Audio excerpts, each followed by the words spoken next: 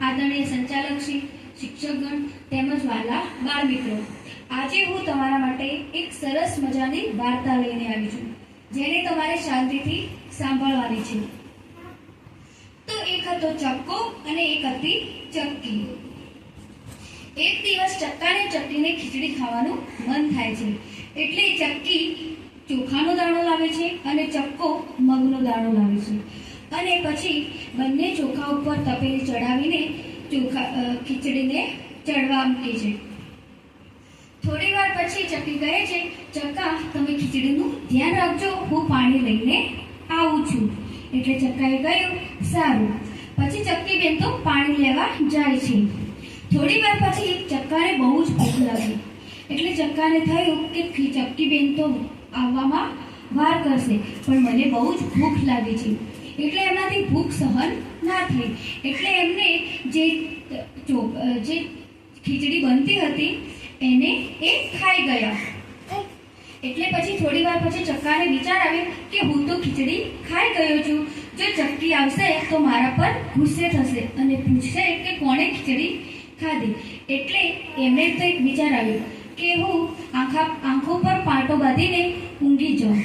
થોડી વાર પછી ચક્કીબેન પાણી લઈને આવે છે અને ચક્કાને કહે છે, ચક્કા દરવાજો ખોલો, હું પાણી લઈને આવી છું. એટલે ચક્કો કહેવા લાગ્યો કે તું જાતે આવી જા, મારી ઊંઘ ના બગાડ.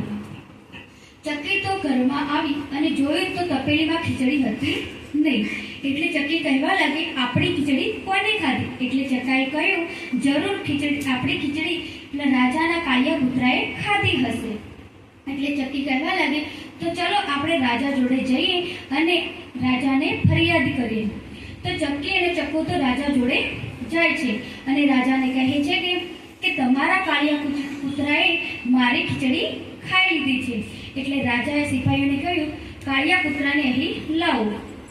કાળિયો કૂતરો આવે છે અને રાજા કાળિયાને કહેવા લાગે છે કે તે ચક્કાની ખીચડી ખાધી છે.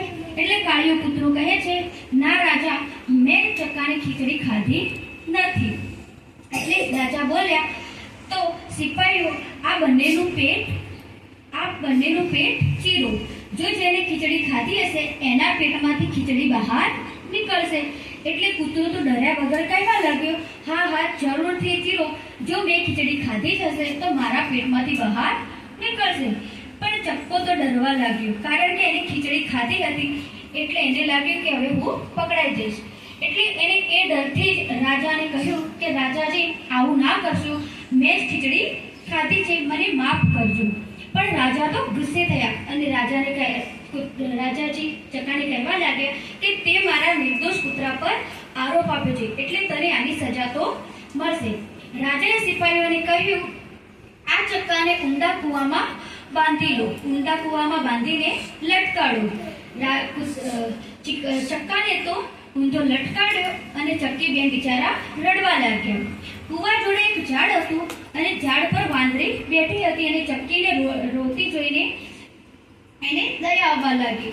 એટલે વાંદરી ચક્કીબેનને જોડે જઈને કહે છે, હું તમારા ચક્કાને બહાર તો નીકાળું, પણ તમે મને ખીર પૂરી ખવડાવશો? એટલે ચક્કી કહેવા લાગી, હા જરૂર ખવડાવીશ. પછી વાંદરીએ તો ચક્કાને કૂવામાંથી બહાર નીકાળ્યો અને ઘરે જઈને વાંદરી માટે ચક્કીબેને ખીર પૂરી બનાવી અને બધાએ ખાધું પીધું અને મોજ કરી.